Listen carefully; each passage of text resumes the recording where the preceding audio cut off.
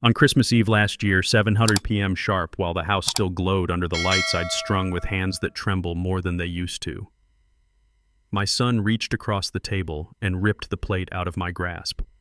Not angrily, not in a burst of temper. No, his voice was quiet when he said it.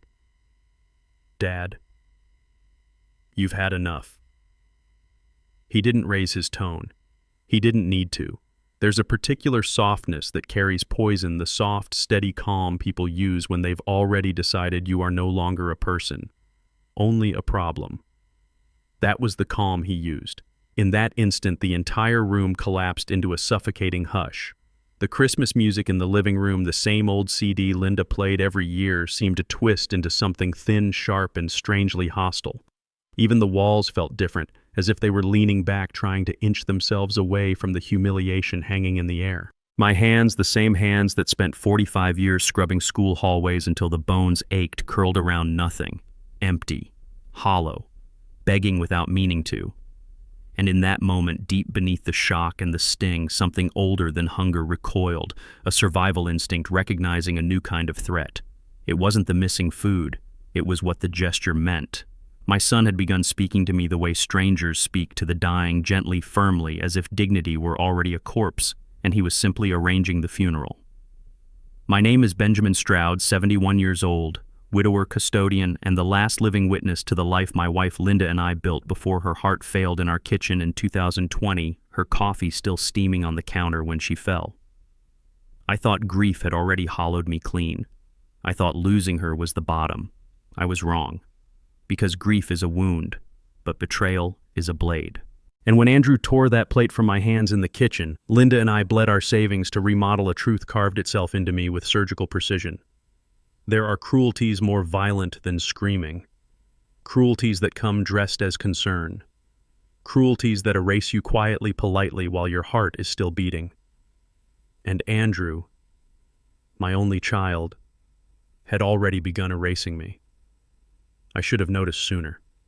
The cold, distracted smiles, the way he walked through my house as if appraising it, measuring the walls, the furniture, the life I'd built, the sudden questions about my bank accounts, my paperwork, my will. But old men tell themselves bedtime stories because we're afraid of the truth. He's stressed. He'll come around. He still loves me. Family always returns, until they don't. Until the moment your own son's eyes look through you instead of at you. When Andrew tore that plate away, it hit me with brutal clarity. Silence does not protect you. Silence buries you. And he had already started digging the hole. What I didn't know not yet was how deep that hole went. How long the planning had been going on. How many documents he'd already moved. How many decisions he'd already made without me.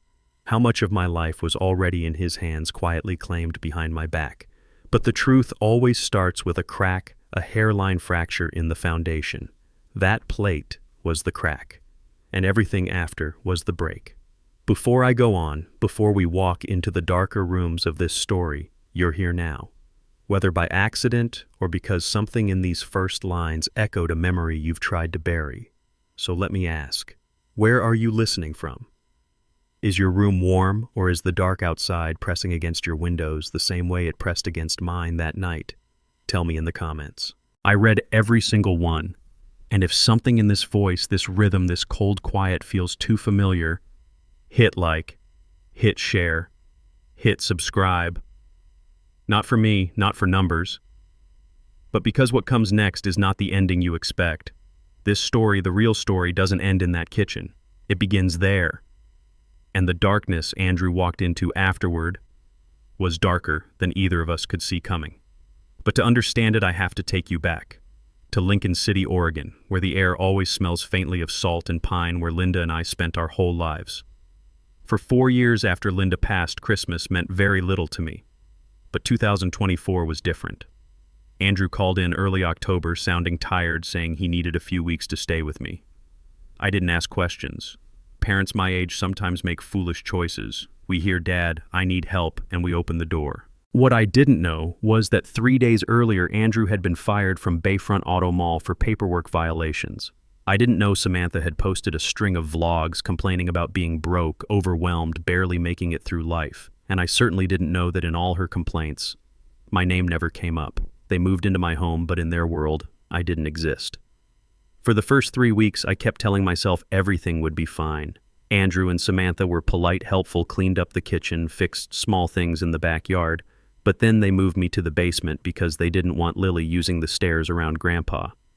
The basement was damp cold, the heater broken. I felt the chill crawl through my skin that night, but I stayed quiet.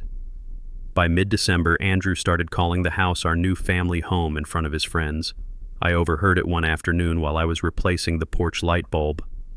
Our home. I stood there in the cold, wondering when the boy I raised started speaking about the house I had paid the mortgage on for 3 decades, as if it belonged to him. And Samantha, she moved through the kitchen like it was her private studio. Adjusted table runners, swapped out curtains, rearranged dishes, all without asking me a thing. By the evening of December 24th, I understood everything had changed. That Christmas dinner table wasn't mine anymore. The guests weren't mine. The home wasn't entirely mine either. All I had left were memories Linda's hands, her apron, her soft humming of Silent Night. Meanwhile, Samantha orchestrated the evening like she was hosting a show. And Andrew, my Andrew, treated me like a fragile inconvenience, but the moment he jerked that plate out of my hands, something snapped. Not because of the mashed potatoes, not because of the tone he used, but because of the eyes around that table, those polite, distant, evaluating eyes. They looked at me like I didn't belong in the house I built with my own labor and my own years. I took a slow breath. Nobody heard it under the music. But I heard it. My chest tightened. I folded my napkin carefully.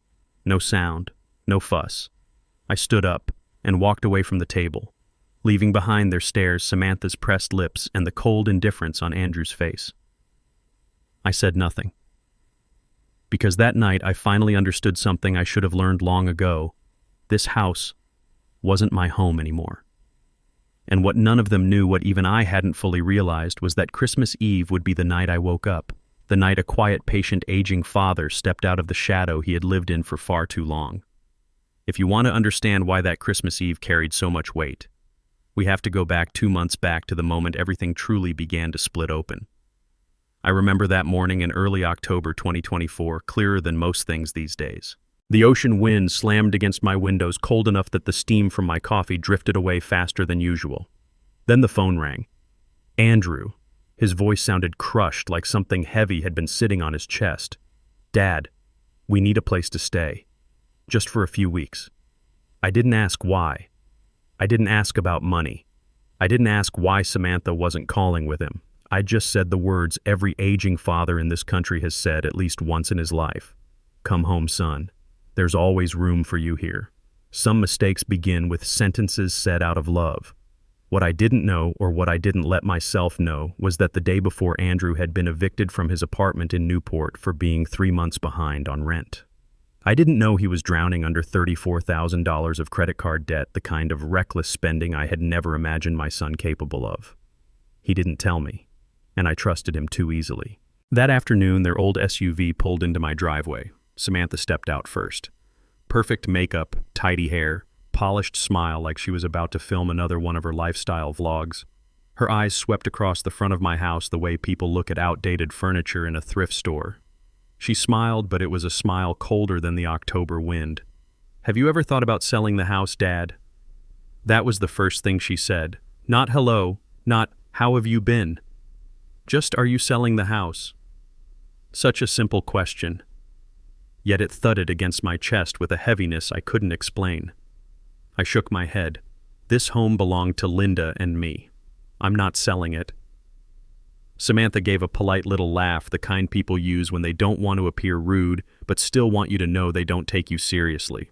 2 days later, Andrew and Samantha moved all their things into the master bedroom, the room Linda and I had shared for more than 30 years. I didn't object. They said they needed space for Lily. Lily was my granddaughter. I couldn't say no. So I moved into the small sewing room Linda once used for her quilting. But by the end of October, their excuses stopped being about Lily. Andrew stood in the doorway of my temporary room, arms folded, as if he were delivering instructions to a tenant instead of speaking to his father. "Dad, the stairs are dangerous for you. We're moving you downstairs." Downstairs. The basement. The basement of this house was never meant for living. Cold cement floors, a faint smell of dampness on rainy days, a broken heater I hadn't gotten around to fixing since March. No sunlight, no window, no warmth. But Andrew said it like it was common sense. For Lily's safety, for your safety, for the family. Those 3 words, for the family, can sometimes be the paint used to cover the rust that's eating a home from the inside. I stayed quiet. I agreed. I told myself he was stressed, overwhelmed, trying to reorganize his life. I didn't want to make things harder, so I moved into the basement. The first night I slept with the broken heater buzzing like an old wasp nest and the smell of damp concrete in every breath. I pulled the wool blanket Linda knitted in 1998 right up to my chin. Not because I was cold, but because something hollow had opened up around me. 2 weeks passed and Samantha began rearranging. One night after our weekly church supper, I came home and found an empty space where my recliner had been the chair Linda used to curl up in every night with a book. "Samantha, where's my chair?" She glanced at me the way someone looks at a child complaining about something trivial. "Oh, that old thing, I sold it. It was taking up space." Taking up space. She said it like the memories of my entire marriage were just a piece of outdated decor disrupting her aesthetic. Andrew nodded in agreement. "Samantha's right, Dad. You barely used it anyway." I stood in the living room they had rearranged without asking. I stared at the empty spot where Linda's chair had been, and I felt like that empty spot. Invisible. Unnecessary. Something that could be removed without consequence. But I stayed quiet. I told myself, they're just trying to help organize the place. Looking back, even I know how naive that sounded. The real fracture happened on a gray, windy afternoon in late November. I went to the garage to grab tools to fix the back door hinge, something Linda always reminded me to check each fall. But when I put my key into the lock, it didn't turn. I tried the spare key. Still nothing. The lock had been changed. Andrew was in the backyard, sipping a soda, not even bothering to look up when I asked Andrew who changed the garage lock. He shrugged, voice light, almost bored. "We'll talk about it later, Dad. Talk about it later." Then he walked away, as if the garage filled with my tools, my projects, the little boxes of memories Linda left behind had nothing to do with me anymore. I stood there for a long time. The wind was sharp enough to sting. My hand on the cold metal door handle felt numb. But the cold didn't come from the weather. It came from the realization settling deep in my chest. This house, the one I had believed was mine, was slipping away from me. And in that moment I understood something for the first time. If I stayed silent any longer, I wouldn't just lose the garage, I would lose the life I had built. If you want to know where a home begins to break, you don't look at the walls. You look at the smallest details, the ones people overlook, the ones only someone living inside can feel shifting beneath their feet. I wasn't quick enough to see it at first. But by November 2024, the signs were too loud, too sharp, too deliberate to ignore. That morning I was boiling water for coffee when my phone rang. Unknown number, my bank, Mr. Stroud. "This is Bank of the Coast. We're calling about a suspicious transaction." My fingers tightened around the phone. "What transaction?" "There was an attempted charge of $640 at an electronics store using your credit card. Our system declined it. It doesn't match your spending pattern." I stood there frozen in my kitchen. $640. I hadn't spent more than $80 on anything all year. The bank had to be mistaken. "That wasn't me," I said. The manager, Ruiz, paused. His voice changed, slow and careful. "Then someone has your card information, or your social security number. Do you live with anyone at the moment?" My eyes drifted toward the stairway, toward the muffled laughter of Andrew and Samantha upstairs in the kitchen they had reorganized. "Yes. My son and his family." There was a small, loaded silence on the other end. A silence long enough for any father to understand what the manager wasn't saying out loud. "I recommend checking all your accounts, Mr. Stroud. We can help if you suspect someone is accessing your information." I thanked him and hung up. Behind me, the kettle boiled over water hissing onto the burner, and I hadn't even noticed. That was the first warning. A week later, I opened my mailbox and found a yellow envelope, the kind every homeowner in my neighborhood learned to dread. A letter from the HOA. I opened it right there on the porch, the ocean wind whipping the paper against my hand. "Improper parking violation. $150 fine. Recorded to resident file." As I read it, Andrew stepped onto the porch, a cold can of seltzer in hand. He glanced at the paper and smirked. Dad, did you park wrong again? I looked out at the driveway. Not my car. Andrew's SUV. I knew that position well. He always parked crooked, too close to the curb, too close to the street. Andrew, that's your... He cut me off. It's fine. I'll handle it. No big deal. He spoke like someone wiping a crumb off the table. But it was a big deal, at least to a retired man living off a fixed income. That was the second warning. I tried to let it go. Tried to tell myself Andrew was stressed, the baby needed attention, the house was chaotic. But then came Samantha's vlog. I heard her voice drifting downstairs while I was mending an old sweater in the basement they moved me into. Hi everyone. Welcome back. This is the new Stroud family home. My hands stopped moving. New. Stroud family home. I climbed the basement stairs slowly, quietly, and peeked into the living room. Samantha was live streaming a full home tour, showing off decor she bought, rearranging things they moved, highlighting the fireplace, the kitchen, the living area. Not one mention of me, not one acknowledgement that this was my home, just our home, our new space, our fresh start. That was the third warning, and it stabbed deeper than the others. The next evening I went to church supper, something Linda and I never missed when she was alive. I needed familiar air, a place where people spoke gently, asked about your day without hidden intentions. Pastor Mike sat beside me as I stared down at a slice of lemon pie. Ben, we haven't seen you in a few weeks. Everything all right? I forced a smile. Just family stuff. He nodded slowly, knowingly. Andrew and his wife moved back in with you, right? I nodded. Pastor Mike exhaled the kind of sigh a man makes when he's heard versions of the same story from too many elders. Ben, sometimes the people closest to us are the ones who send us to prayer the fastest. I didn't answer. His words landed right where my fears were growing. When I got home, Marge, my neighbor for over 20 years, was watering her roses. She watched me approach with that hesitant look people wear when they're not sure if they should speak. Ben, can I ask something? Why did Andrew change your garage lock? I saw a locksmith here yesterday. I froze.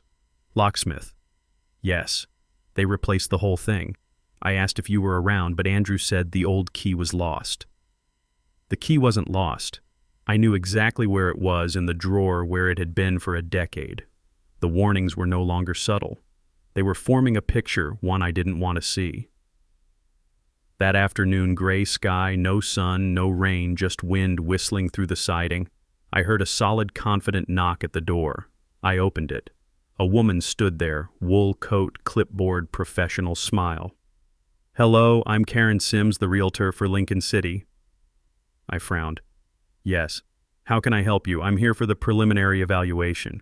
Andrew said the house will be ready to list in February. I just need a few details from you for the deed paperwork. My heart didn't speed up. It stopped. I'm sorry. What month did you say? She glanced at her clipboard. February 2025. Andrew wants to list early spring buyers. Move quickly. I had to grab the door frame to stay steady. Karen didn't understand why I looked like the floor had vanished under my feet. Could I see the current deed? Mr. Stroud, Andrew said you still have it since the transfer hasn't been signed yet. The house blurred around me for a moment. Linda's photo on the shelf. The wreath on the door, the coat Andrew left tossed on the banister. All of it felt like it was tilting, sliding, being pulled away. My house, Linda's house, our 30 years together. And Andrew had already told someone it would be sold in 2 months, without me knowing a damn thing. I swallowed hard. What else? Did he tell you? Karen hesitated. Well, he said you were preparing to move to a new place. He said you were comfortable with the arrangement. I closed my eyes. 1 second, 2, just enough to trap the anger, the disbelief, the grief tearing across my chest before any of it escaped in my voice. I believe there's been a misunderstanding, I said. My voice was low, steady, almost calm. But inside something was shifting, something old and tired and quiet was finally waking up. Andrew hadn't come home for help. He hadn't come home out of desperation. He had come home with a plan, to take the house, to take control, to take everything he thought he deserved. And he had started long before I ever noticed. There are things people say that you only need to hear halfway. And somehow, it's still enough to change the way you look at everyone around you. And sometimes the most important things aren't the words spoken to you, but the ones spoken when they think you aren't there at all. That afternoon, the sky over Lincoln City hung low and heavy. The kind of gray that makes the whole horizon feel like someone is pressing a hand down on it. I walked up from the basement planning to refill my cup of tea when I heard Andrew and Samantha in the kitchen. Samantha's voice sharp, fast, cold, like the edge of a thin blade. "Look at this, Andrew. Rosewood has private rooms, near the beach. A lot cleaner than that basement." Then came the rustling sound of glossy paper. Not regular paper, the slick, heavy pages of a printed brochure, a brochure for assisted living homes. Andrew let out a sigh, not the worried kind, the calculating kind. After the holidays, we move him there. It's reasonable. We move him there, move me, like moving an old piece of furniture into storage. Samantha lowered her voice, but I still heard every word. Once he's in there, this house is officially ours. I stopped right there on the staircase, hand gripping the wooden railing Linda used to wipe down every Sunday. My heart didn't race.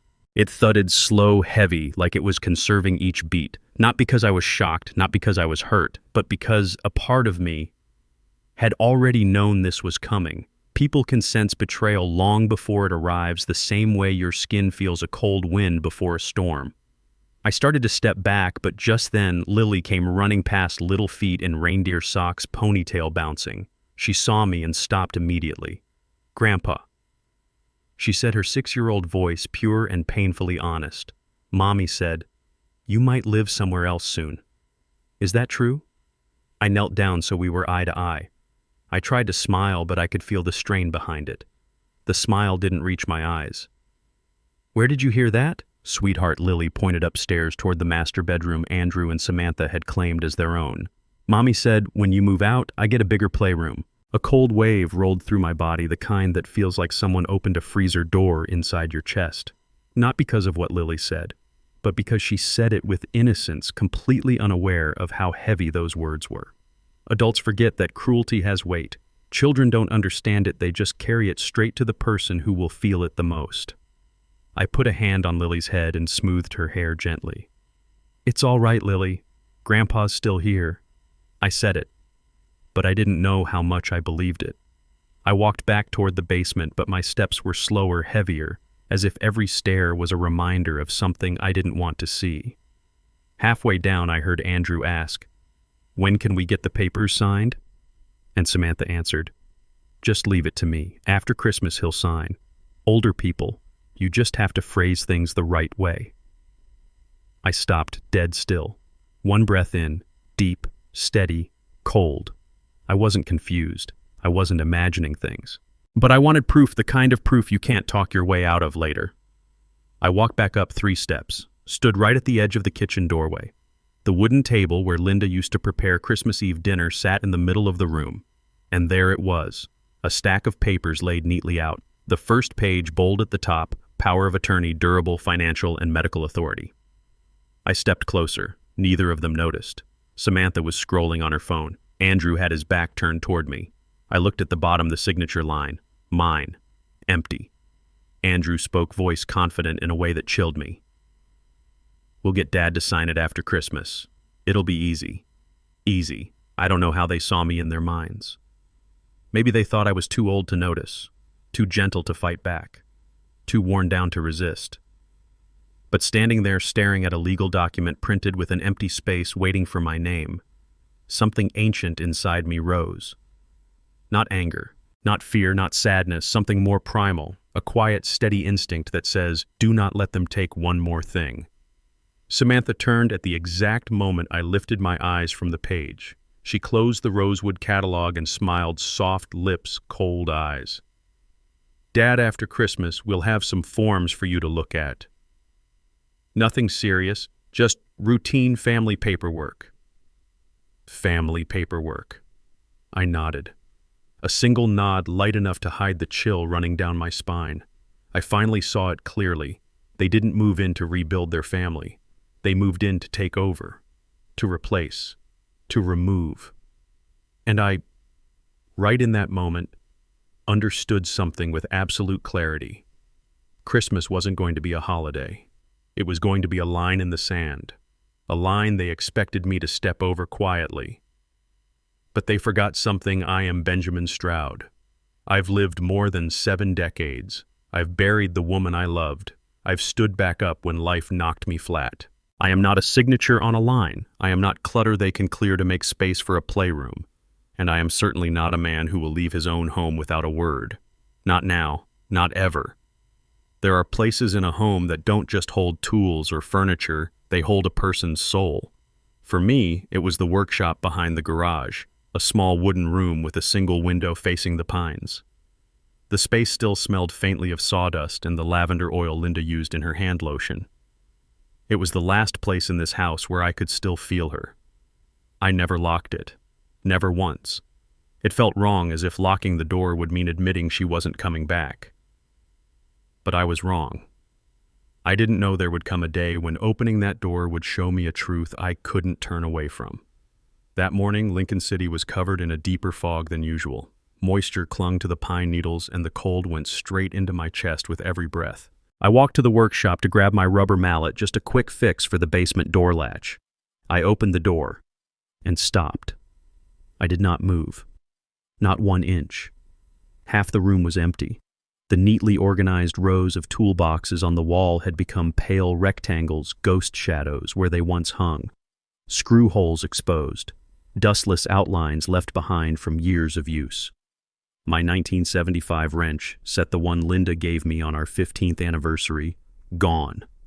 The old drill. The container of nails sorted by size. My father's tap and die kit he passed down to me when I was 20. Gone. All of it.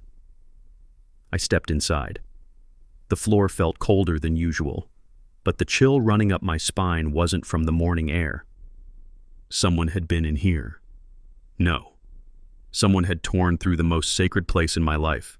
I figured you didn't need any of that anymore. I turned.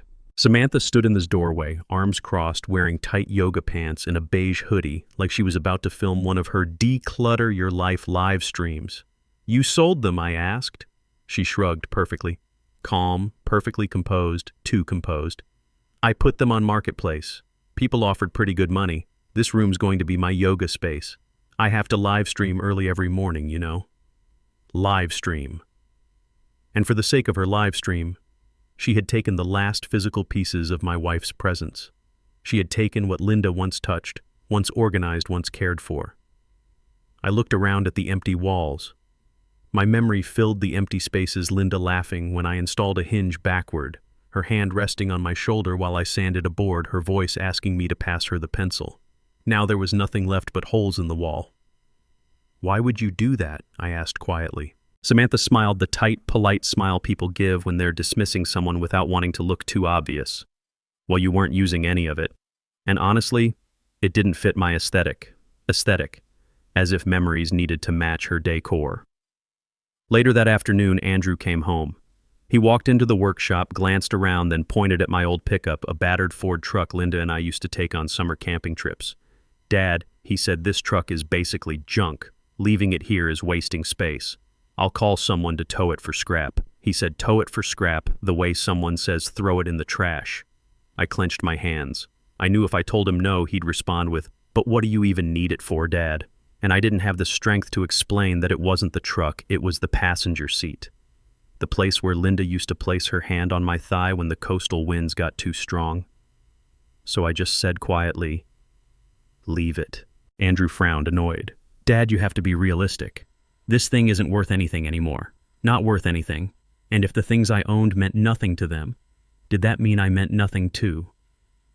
When he walked away, I began cleaning the workshop myself. My hands were trembling, not from the cold, from the fear that I might find even more empty spaces. As I lifted an old wooden box from under the workbench, I heard a soft knock on the door frame. Jake, 17 years old, the neighbor kid. He often helped me chop firewood or fix the lawnmower. "Need help, Mr. Stroud?" he asked gently. I nodded. The words felt heavy on my tongue. Jake started opening containers, checking drawers, handing me whatever was left. Then he paused. "Hey, is this yours?" He held out a small silver USB stick, scratched, worn, familiar. I knew it instantly. Linda's USB, the one she used to save family videos, beach trips, birthdays, handmade projects. I took it from him. The metal was ice cold in my hand. I plugged it into my old laptop. A single folder appeared. For Ben, if I'm not here. My throat tightened. I clicked the video. The screen flickered, then cleared. Linda appeared pale, tired, but still carrying that gentle spark in her eyes. She was sitting in the recliner chair Samantha had just sold. Ben, she said softly, if I'm not here anymore, you have to protect yourself. Don't let anyone make you smaller. You deserve to live in your own home. I didn't move. I didn't blink. Jake stood behind me, silent, respectful. On the screen, Linda looked straight into the lens, straight into me. You're the person I trust more than anyone. And I know there will be a moment when you need to hear this. You are not weak. Don't let anyone convince you otherwise. The video ended. I didn't cry. I just breathed. Slow, controlled. Jake put a hand on my shoulder. Mr. Stroud, are you okay? I nodded. Not because I was okay, but because I finally understood something I'd been avoiding for 2 long, painful months. Andrew and Samantha were not just disrespecting me. They were erasing me, erasing my memories, erasing Linda from this home, erasing every trace of the life I built. From the workshop to the bedroom to the garage to the smallest belongings, they weren't trying to live with me. They were trying to replace me, and they thought I would stand there quietly and let them do it. But they were wrong. Linda's video, exactly in that moment, exactly in that second, ignited something inside me I thought had been buried with her dignity, resolve, and a cold, unwavering clarity. I would protect this home. I would protect myself. And I would do it in a way they would never see coming. Some battles don't start with a slammed door or a shouted argument. Some battles begin with a blank page and a pen. That night, after Jake had gone home and Linda's video still echoed in my mind like a distant whisper, I sat at the old wooden table in the basement, the only piece of furniture Andrew hadn't reorganized. I placed a small notebook in front of me, dark blue cover, new, cold, empty, just like my life felt in that moment. I opened to the first page and wrote November 2nd, 2024. Andrew blamed the HOA fine on me even though he parked the SUV. Tone dismissive, disrespectful. One line, then another. November 3rd, 2024. Samantha said she wanted to turn my workshop into a yoga studio. Sold my tools without asking. Another page. November 6th, 2024. Credit card attempt of $640 flagged as suspicious. Bank warned someone may have my information. The more I wrote, the less my hands trembled. Not because the basement was warmer, but because I felt something inside me waking up. When you get old, people assume you forget. But when someone begins treating you like you're powerless, memory becomes a weapon. I wrote until almost midnight, each line a brick rebuilding a truth I had avoided for too long. The next morning, Jake returned as promised. I asked him to help me hide a small camera, one Andrew would never think to check, inside the metal toolbox near the workshop. "You sure you want to do this?" Jake asked softly. He wasn't being nosy, he was worried. I nodded. "Jake, sometimes you have to look the truth in the face, even if it's ugly." He said nothing, just crouched down and placed the camera in a spot no one would notice. A faint green light blinked. "All set, Mr. Stroud. It'll record for a few days before it needs charging." I put my hand on the boy's shoulder lightly, but it was the first time in months I felt like someone was quietly standing on my side. Toward the end of November, I made a phone call I had avoided for 4 years. To Linda Carver, my late wife's closest friend, the woman who stood beside me at the funeral when I could barely stay upright. If there was anyone in this town I could trust, it was her. Her voice came through the phone, slow, steady, sharpened by a kind of wisdom that isn't learned from books. "Ben, it's been so long. Tell me what's going on." I didn't tell her everything. Not because I was ashamed, but because if you pour every detail out at once, people think it's a movie, not real life. I told her enough: Andrew losing his job, moving in, changing locks, selling my belongings, pushing me into the basement. I told her about the power of attorney form, the Rosewood catalog, the way Samantha looked at me like I was clutter in her way. There was a pause. Then Carver said with a clarity that sliced through the phone line, "Ben, what you're describing is elder financial exploitation. If that's what's happening, you need evidence. Not feelings, not impressions. Evidence. I told her I had already started writing things down, that Jake had helped me set up a camera. Carver exhaled, slow approving. Good. But you need one more thing, a cognitive capacity assessment. Why, I asked. Because if they try to make you sign anything, they'll claim you're confused or not fully competent. You need a medical record proving you're completely lucid. Do it now before they get bold. I didn't speak. She understood the silence. I'll call someone I trust. Dr. Mark Porter. See him as soon as you can. Dr. Porter arrived the following Tuesday carrying a small medical kit and wearing the kind of patient-practiced smile doctors use with people who have been hurt quietly for a long time. He ran the tests: memory, cognition, reflexes, orientation to date, year, location. He asked who the president was. He asked if I knew what day it was. I answered everything. Calm, clear, without hesitation. When he finished, he looked at me longer than he needed to. Then he said, "Mr. Stroud, you're sharper than many people half your age." I gave a small laugh, the kind that comes with both relief and bitterness. Good, I said, because my son thinks I'm easy to manipulate. Dr. Porter shook his head. I'll prepare the full competency evaluation. Keep it safe. You'll need it. I thanked him. But inside me something stood up. Straight, tall, a medical note confirming a man's clarity of mind for the elderly that is a sword sharper than anything steel can make. That afternoon I checked the camera. I opened my laptop. The video loaded. A shaky shot of the workshop door. Then Andrew walked into frame, phone pressed to his ear, talking loudly, just a hint of alcohol in his voice. I told you already. The house will be mine, one way or another. I froze. Those words. Not a slip of anger, not frustration, a declaration. I rewound, listened again. Clearer, harsher. The house will be mine, one way or another. I sat there in the cold basement, the walls around me feeling as heavy as the ocean outside. And I realized something. This wasn't about a workshop, or a truck, or even a basement. This was about my life, the life Linda asked me to protect. She had said, "You have to protect yourself." Now I understood. I would. But not with yelling, not with scenes, not with pointless confrontations. I would do it through silence, the same silence they mistook for weakness. And that silence would be the very thing that drowned them. There are weeks when no one needs to raise a hand or shout a word, you can still feel yourself being pushed farther and farther toward the edge. November 2024 was exactly that kind of month. Every day, every small detail, every casual comment, they were like thin ropes tightening around my throat, felt only by the one being strangled. On Monday morning, another envelope from the HOA arrived. A $150 fine for noise disturbance on Thanksgiving night. I stood there at the mailbox staring at the paper, still smelling of fresh ink. Thanksgiving, I had been downstairs in the basement that entire night drinking tea alone while Andrew and his group of friends stayed up laughing and shouting past midnight. I walked into the kitchen with the letter. "Andrew, what is this about?" He didn't look at me, didn't pause, just shrugged, eyes glued to his phone. "Dad, HOA said it was you. You always turn the TV up too loud." I stared at him. My TV wasn't even on.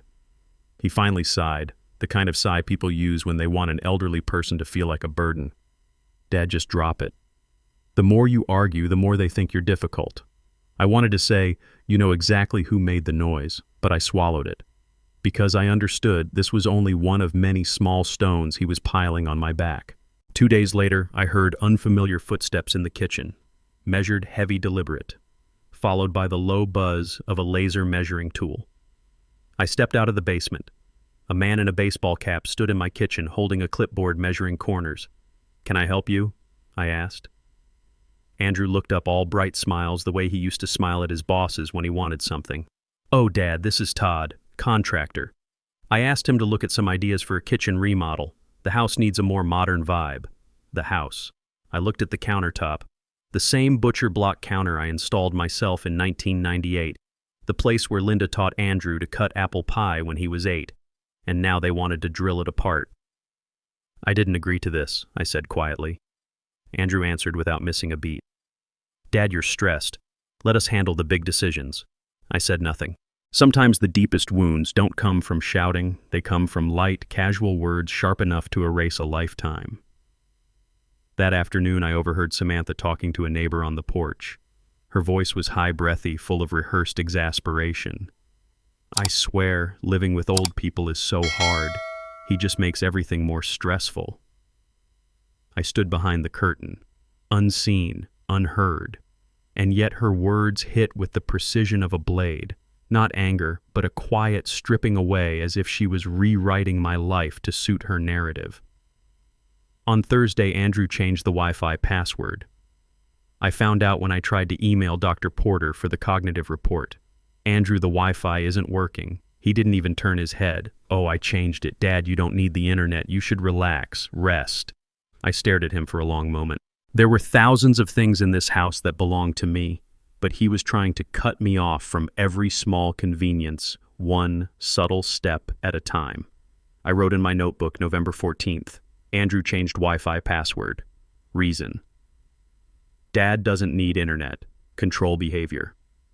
But in all of this, Lily, the 5-year-old, was the only one who pulled me back from the dark. She knocked softly on the basement door, hugging her little stuffed reindeer. "Grandpa, Mommy and Daddy are fighting again. I'm scared." I lifted her up and sat her on my knee. She laid her head on my shoulder, breath trembling. "Stay here with me," I said. "You're safe here." Lily didn't know it, but she had said the very thing I'd buried deep inside myself. In my own home, the only person who could still see who I really was a child. That weekend, I was sweeping the porch when Realtor Karen appeared, the blonde woman who sold most of the houses around our neighborhood. "Mr. Stroud," she said, sounding uneasy. "I just wanted to confirm what Andrew told me, that you'd be moving out after Christmas so we can prepare the listing for February." My grip tightened until the broom slipped from my hand. "I'm sorry," I said slowly. "What did you just say?" She opened her clipboard. Andrew had given her everything: property details, kitchen remodel plans, projected listing timeline. "Your son said the house will be ready for the market by February. I just need to make sure you've signed the paperwork." I looked at her, carefully, calmly. "I haven't signed anything." Karen blinked. I thought, "I haven't signed," I repeated. "And this house has never belonged to anyone but me." Karen straightened, stepping back slightly, suddenly aware she had stepped into a family battle she knew nothing about. "I understand. I'll correct the file immediately." As she left, I stood alone on the porch. The coastal wind whipped across the yard, tugging at the Christmas lights I had hung the week before. They swayed violently, their bulbs clinking together like small warnings. Andrew's plan wasn't vague anymore. It wasn't suspicion, wasn't imagination. He wasn't thinking about taking the house. He had already set the wheels in motion. Everything was rolling downhill fast. But so was I. Because now I had the camera, the notebook, Dr. Porter's evaluation, Linda Carver's guidance, and most importantly, I no longer believed in their kindness. A war was coming. Not the loud kind. The kind old men fight, quiet, deliberate, precise. And this time, I would not lose. There are moments in life when you feel yourself standing at the edge of a cliff, one small gust of wind away from falling. But there are also moments when you realize the drop beneath you is actually a path. A new one. One where you're no longer the prey. That morning, Lincoln City was cold and dry. The ocean wind slapped against the windows as if reminding me this winter would not be like any other I had lived. I put on my old coat, grabbed my notebook, and left the house before Andrew woke up. Linda Carver's office sat between two aging storefronts, a modest red brick building with a faded sign, Carver and Associates, Elder Estate and Property Law. I pushed open the door. A small wind chime rang, a soft metallic sound that reminded me of the keychain Linda used to carry when she walked into the workshop. Carver stood from her desk. She looked older, more gray in her hair, but her eyes were still sharp, still holding that courtroom authority built over 3 decades. "Ben Stroud," she said, stepping forward, placing a warm hand on my arm. "I thought you'd call sooner." I sighed. I think I was afraid. Or maybe I kept hoping things would fix themselves. She shook her head. "No, Ben. People like this don't stop until they take everything."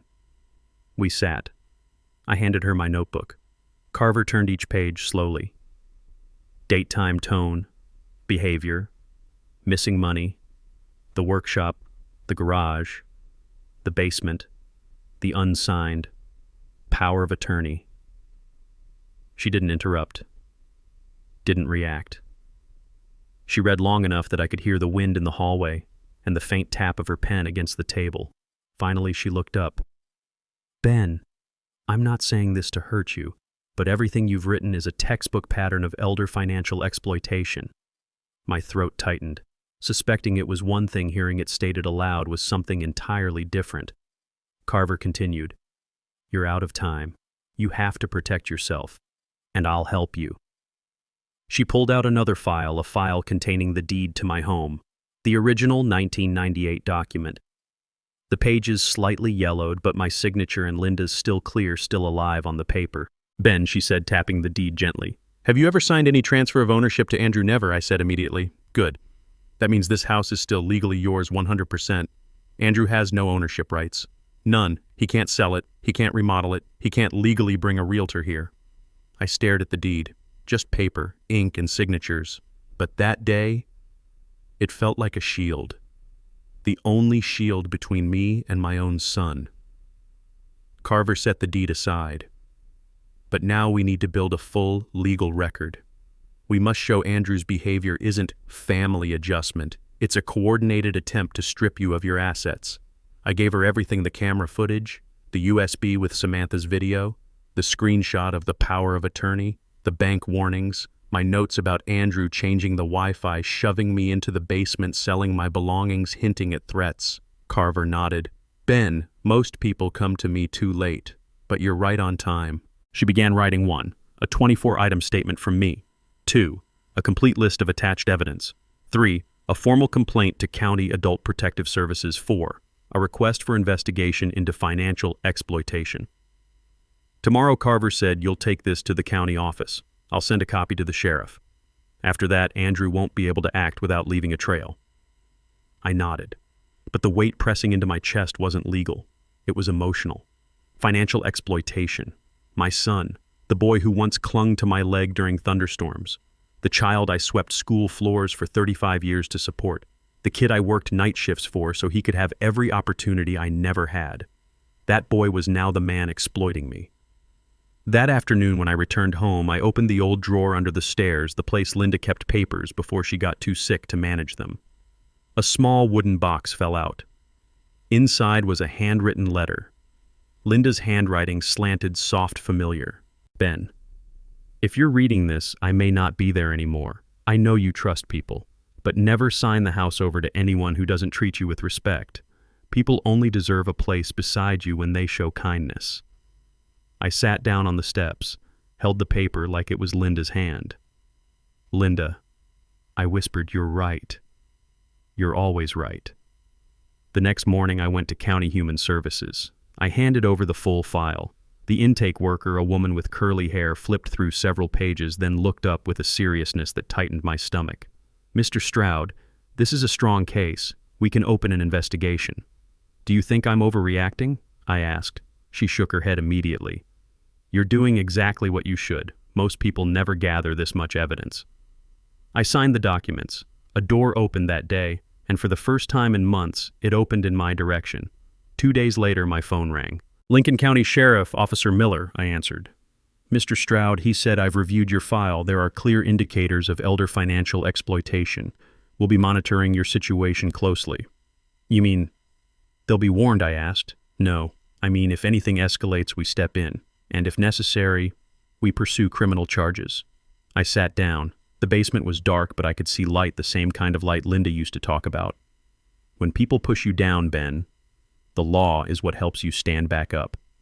She was right. That evening I checked the toolbox camera. The latest clip loaded. Timestamp November 26, 2024, 9:12 p.m. Samantha stood in the workshop wearing athletic clothes. Her voice low, but the microphone caught every word. "When he moves to assisted living, we'll sell the house and use the money to remodel everything. Andrew said after Christmas it'll all be done." Every word was a nail driven into my ribs. "When he moves, not if." To them, I was already gone, just not physically removed yet. I replayed the clip again and again, not to hurt myself, but to remember. I closed the laptop and looked at the empty workshop, the place that once held my entire life. I whispered to Linda quiet enough that only she would hear I'm not going anywhere. Then I closed the laptop. No more fear, no more confusion, no more hoping Andrew would change. Something had shifted. They had pushed me into a corner, but I had stepped out. This time, I would walk forward. With the law. With patience. With a silence as sharp as steel. And with the promise I made the day Linda died, I will protect myself. Some days come without shouting, without slammed doors, without a single clear explosion, and yet you feel an invisible hand closing around your throat, squeezing a little tighter every hour. December 2024 was exactly that kind of month for me, a slow, quiet, poisonous form of violence. The kind that doesn't leave bruises on the skin but leaves marks on the soul. It began with dinner. Not the kind of confrontation that would come on Christmas Eve, not the moment Andrew ripped the plate from my hands. Nothing that loud. It started with something much softer, much more calculated, a reduction. One evening I lifted the lid off the soup pot and found the bottom of the pot nearly scraped clean. Andrew had ladled 3 full bowls, one for Samantha, one for himself, one for Lily. My bowl held barely a thin layer of broth, just enough to coat the bottom. "Dad, you're getting older," Andrew said, his tone carrying the false gentleness of someone pretending to care. "You should eat light." The way he said it, flat, cold-clipped, had nothing to do with concern. I stared at my half-empty bowl, said nothing. By then, silence had become my weapon. Not because I was weak, but because silence lets you see things clearly. I wrote in my notebook, December 3rd, Andrew cut my food portion. Reason given, Dad is old. They began pushing me out of the living room next. Every evening, Andrew and Samantha sprawled across the couch legs, stretched out blankets everywhere, cushions tossed aside. When I entered, Samantha didn't bother to look embarrassed. "Oh, Mr. Stroud, we're watching a show. It's a little crowded. You can relax in the basement, more comfortable for you." I nodded, didn't argue. But every step down those basement stairs was a cut, a small one but deep. When an old man is pushed out of the shared space, it's not about inconvenience. It's a statement, you don't belong here anymore. Later that week, Andrew leaned in the hallway doorway, hands in his pockets, and said, with a half-smile, "Dad, this house belongs to the younger generation now. You just need to rest." The younger generation. He said it the way people talk about inheritance, as if I were already buried in the ground. I wrote December 6th, Andrew said the house belongs to the younger generation. Clear sign of attempted ownership takeover. Only Lily, the 5-year-old, seemed to notice the abnormality in our home. One evening, she pointed at the empty chair where I used to sit and asked Daddy, "Why doesn't Grandpa eat with us anymore?" Andrew froze.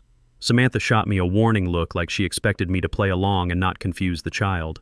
I answered gently, "Grandpa eats later, sweetheart." "It's okay." My voice cracked. Only Lily heard that crack. Children hear what adults try to bury. She stepped closer, wrapped her small hand around my finger, and whispered, "Grandpa, you can sit with me next time." I forced a smile, but inside my chest tightened painfully as if someone had gripped my heart and squeezed. Children always see what grown-ups hide. On December 9th, the wind turned razor sharp, the kind of coastal cold that cuts through coats, slides under doors, and settles in your bones. I walked outside to check the garage. Tried the lock, it didn't open. Of course it didn't. Andrew had replaced the lock 3 weeks earlier. But this time I realized something else. I didn't have a key anymore. I stood there in the freezing air breath forming clouds in front of my face, my fingers numbed by the metal of the door handle. Across the yard, Marge, my neighbor of over 20 years, opened her front door. She spotted me shivering immediately, threw on a coat, and hurried over. "Ben, what on earth are you doing out here? It's freezing." I pointed at the garage. Locked. Andrew hasn't given me the new key. Marge pressed her lips together the way older women do when they understand more than they want to say. "Come inside." "I made tea," she said softly. "You shouldn't be standing out here like this." Her words warmed me more than the tea did later, because at least someone still saw the truth. That evening, Jake knocked on the basement door, face tense, eyes worried. "Mr. Stroud, I need to tell you something." I let him in. He hesitated, then said, "Today I heard Andrew talking to some guys in the driveway." My heartbeat stumbled. "What did he say?" Jake looked down, then back up, face firm. He said he's transferring the house next month. He said, I'll get my dad to sign somehow. My hand clenched instinctively. Next month.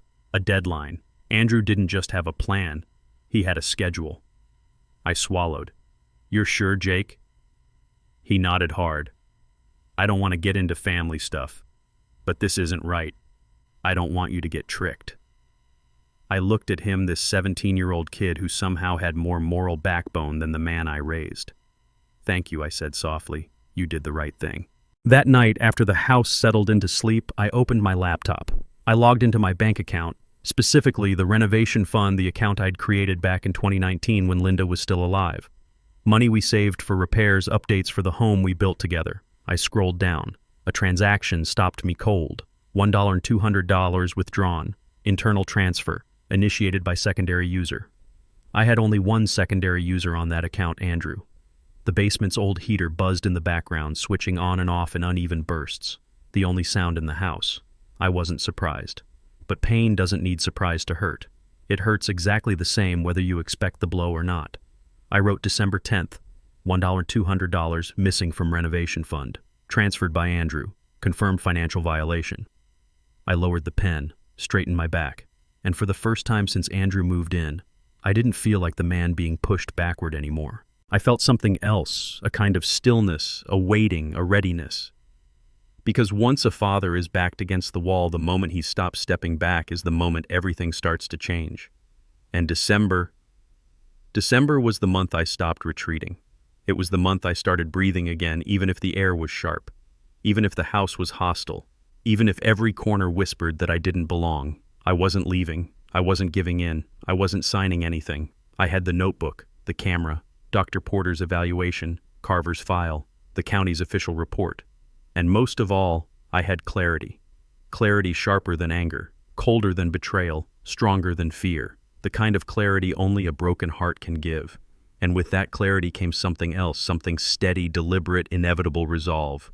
The resolve of a man who had lost too much already to let the rest slip through his fingers. The resolve of a husband who made a promise at a graveside. The resolve of a father who finally understood that protecting himself wasn't selfishness, it was survival. There are days when a house becomes so quiet, it doesn't feel natural anymore. Not peaceful, not calm, but the kind of silence that settles right before a storm.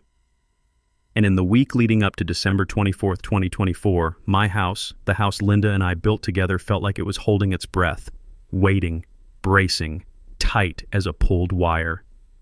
It began early in the month when Andrew announced Christmas Eve has to be huge this year. My friends from Portland are coming. People need to see how beautiful our new home is. Our new home. I heard it, didn't answer. At that point, I understood better than ever. Every word out of his mouth was another piece of a plan he'd been accelerating for weeks. Samantha turned the entire house into a stage for her modern minimalist holiday look. But Samantha's version of minimalism meant removing everything that belonged to me, and everything that still held Linda's touch. Linda's hand-stitched lace cloth. Gone. The candle set Linda and I bought in Astoria in 2012. Not the right tone, Samantha said. Our wedding photo. She picked it up like it was dusty decor.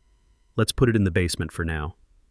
Dad, guests might think the house feels a little old-fashioned. She said it while looking directly at me, smiling as if I wasn't standing there. One evening, little Lily ran toward me holding the small glass ornament Linda had handmade for her before she passed. The ornament had scratches. The gold trim was faded, but to me it was the heartbeat of Christmas. Grandpa, can we hang this on the tree? Mommy said we don't need old stuff this year, but I want it. I crouched down, staring at the ornament. Yes, I whispered. Let Grandpa help you. We stood behind the tree, out of Samantha's view. I lifted Lily into my arms. She hung the ornament carefully on a high branch where the lights caught it, where it glowed like a memory refusing to be erased. She grinned.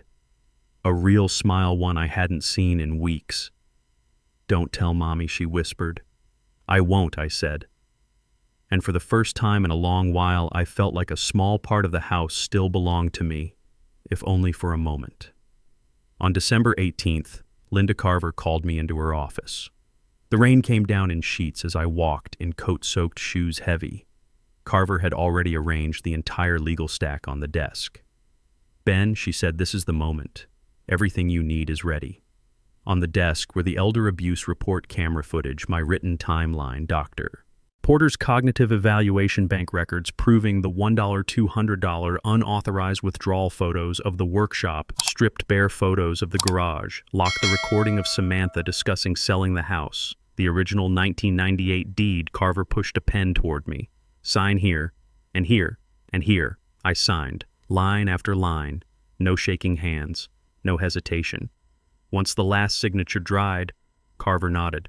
After this, I'll request a process server to deliver legal notice directly to Andrew and Samantha, and per your request, delivery will be made on December 24th. I nodded back. I wanted them served on the very night they planned to show off a home that did not belong to them. This wasn't revenge. This was justice. While I was still in her office, the phone rang. She put it on speaker. A man's voice, steady, direct.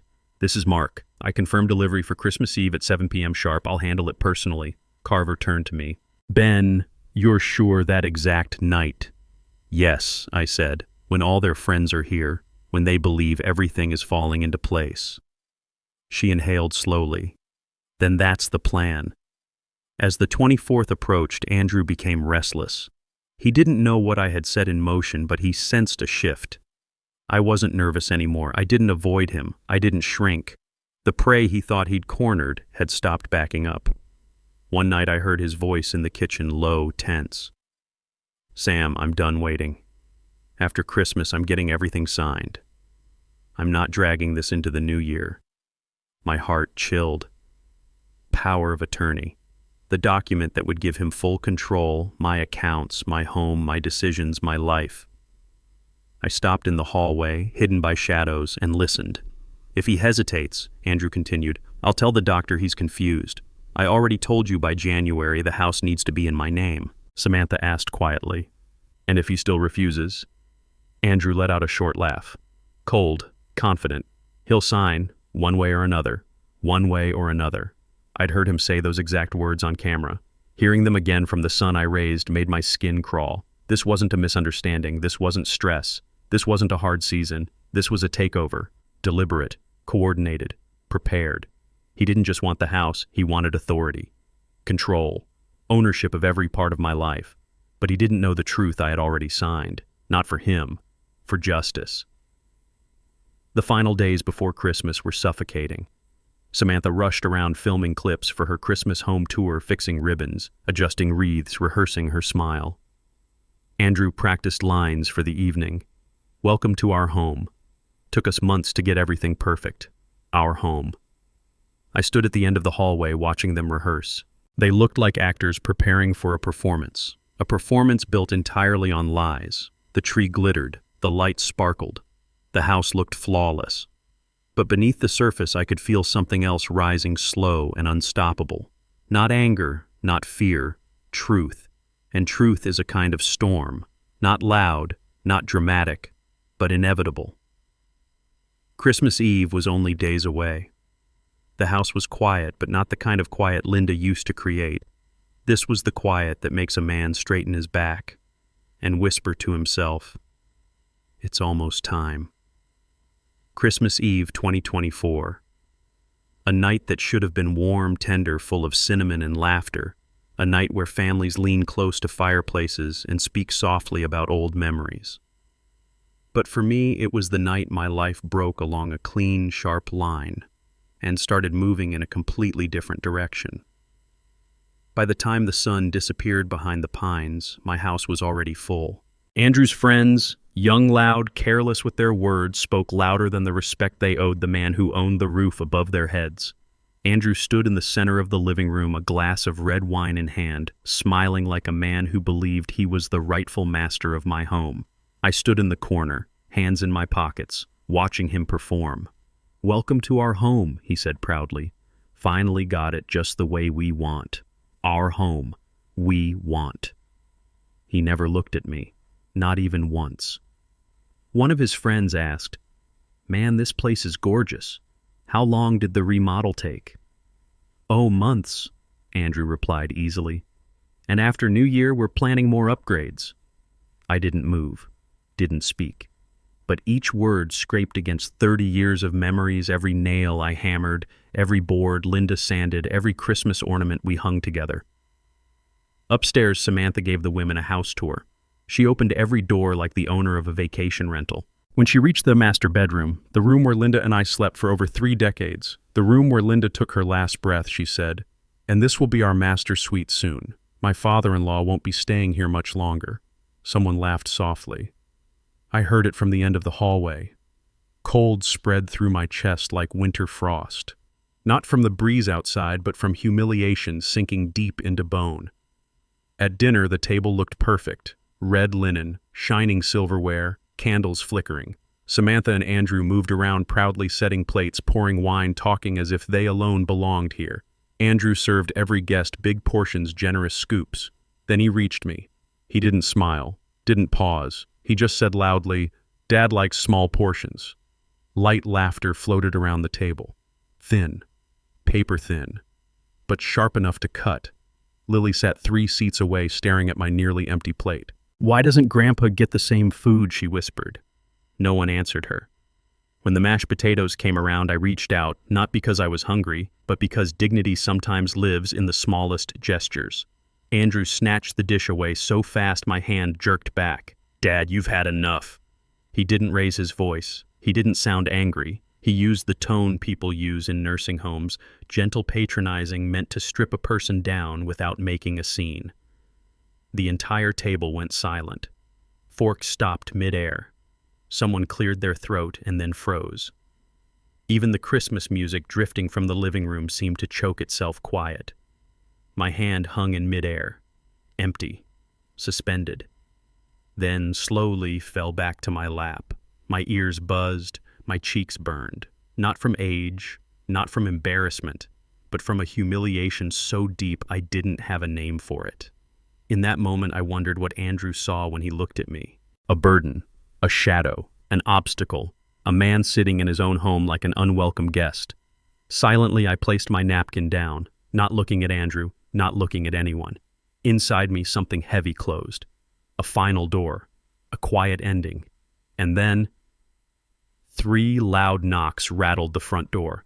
Not polite knocks, not the knocks of a guest, the knocks of someone there on official business. Andrew frowned. Samantha stopped mid-sentence. Everyone turned. I knew who it was. I had chosen the time. Down to the minute. Andrew opened the door. His face drained immediately. A man stood there in a dark jacket holding a thick envelope. His voice was steady, clear. "Are you Mr. Andrew Stroud?" Andrew blinked. Yeah. Why?" The man extended the envelope. "You've been served." The room froze. Samantha jumped to her feet. "What do you mean served?" "Served." What the process server answered simply, "Legal notice. Please acknowledge receipt." Andrew took the envelope. His hands shook. Samantha stared. Guests looked around nervously. A woman covered her mouth. I sat at the head of the table, raised my glass of water, drank slowly, calm, silent, still. No smile, no anger, no triumph. Just the same quiet Andrew had used to shove me into the basement. Returned to him. Andrew ripped open the envelope. Papers spilled onto the table. He scanned the first page. His face collapsed. "Dad," he whispered broken. "What? What is this?" Samantha snatched the papers. Read. Went pale, then red, then white again.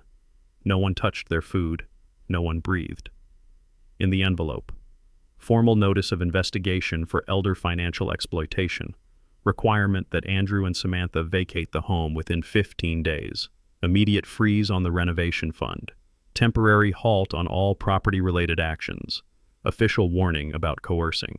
Power of attorney. Andrew's hands trembled violently. He lifted his eyes to me. "Dad, this isn't real. This can't be real." I placed my glass down, met his gaze for the first time in months. "Andrew," I said softly, "every word in there is real." Samantha sank into her chair like her bones had disappeared. A couple of guests quietly stood embarrassed to even witness this. Andrew tried to keep reading, but every line was another blow, camera evidence. Unauthorized financial transfer, attempted property seizure, intent to coerce signature, multiple signs of elder abuse. He choked out, "Dad, why would you do this to me?" I held his gaze. "Because, Andrew, you did it to me first." Silence filled the room, a heavy, suffocating silence that made even the candles seem to flicker lower. Someone whispered, "Oh my God." Andrew dropped into a chair, head in his hands. Samantha's lips trembled, but she couldn't form a single word.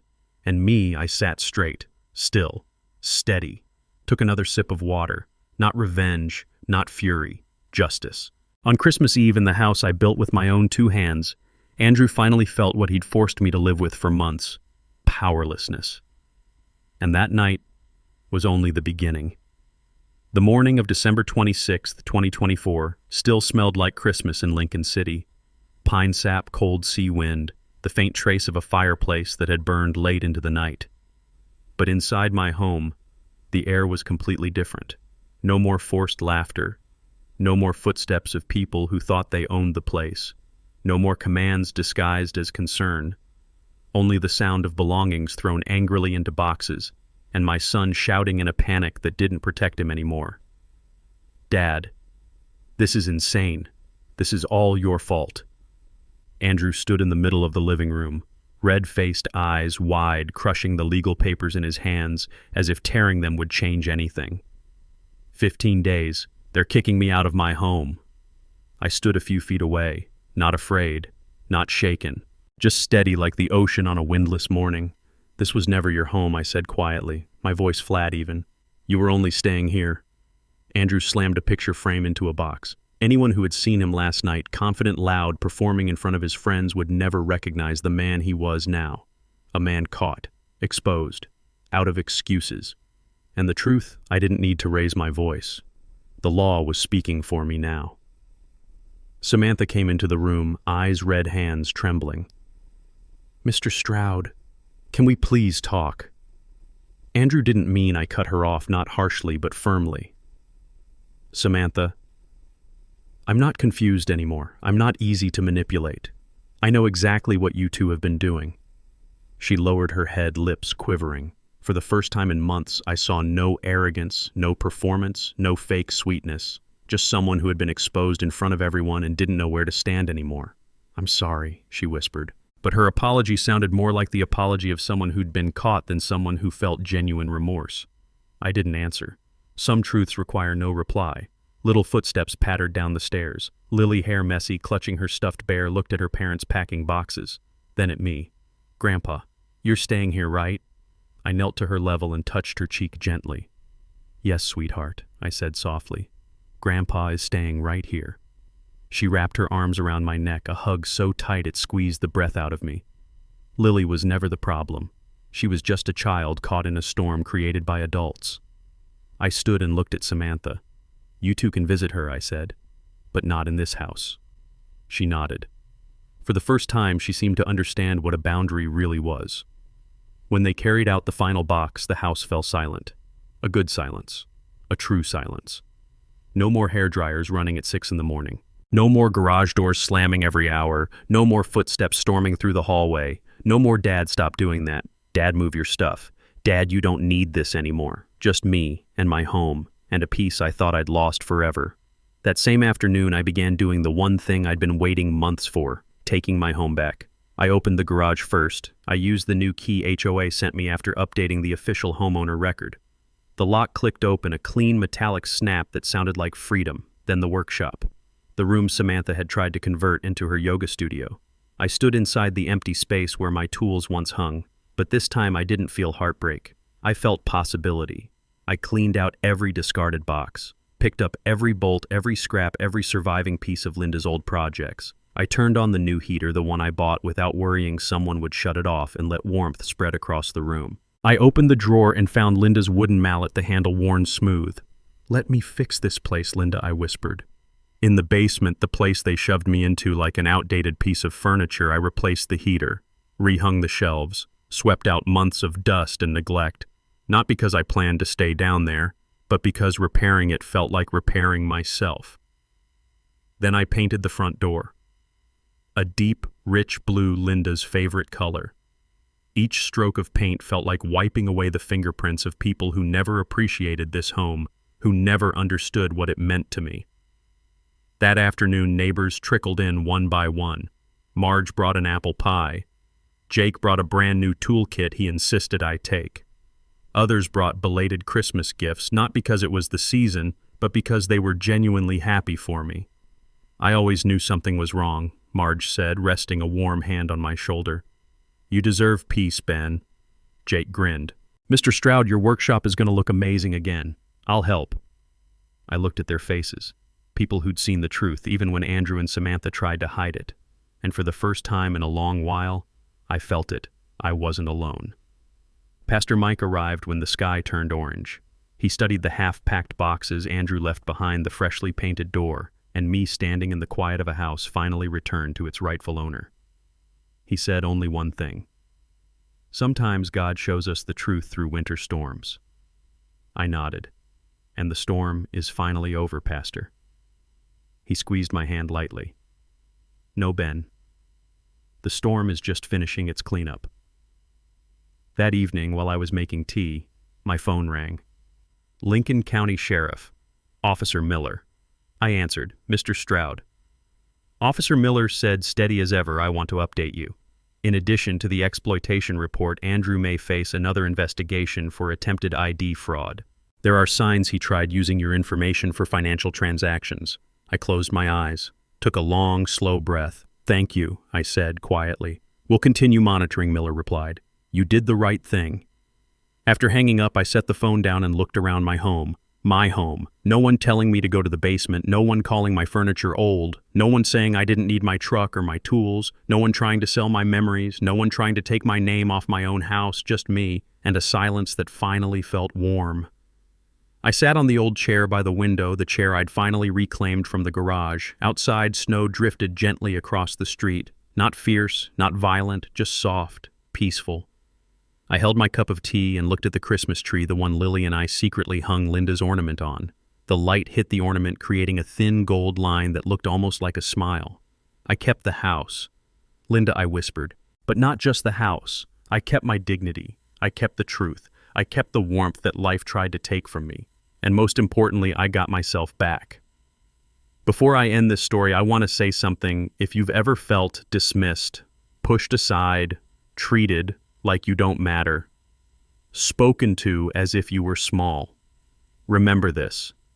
You are not weak. You are not confused. You are not invisible. You just need someone to remind you that you still have the right to stand up, just like I did even when I thought it was too late. If this story touched you, leave a comment. Tell me your story. Tell me what this made you feel. Tell me what you wish the younger generation understood about respecting those who came before them. And if you want to hear more stories like this, hit like, share, and subscribe, because sometimes we all need a reminder dignity has no age.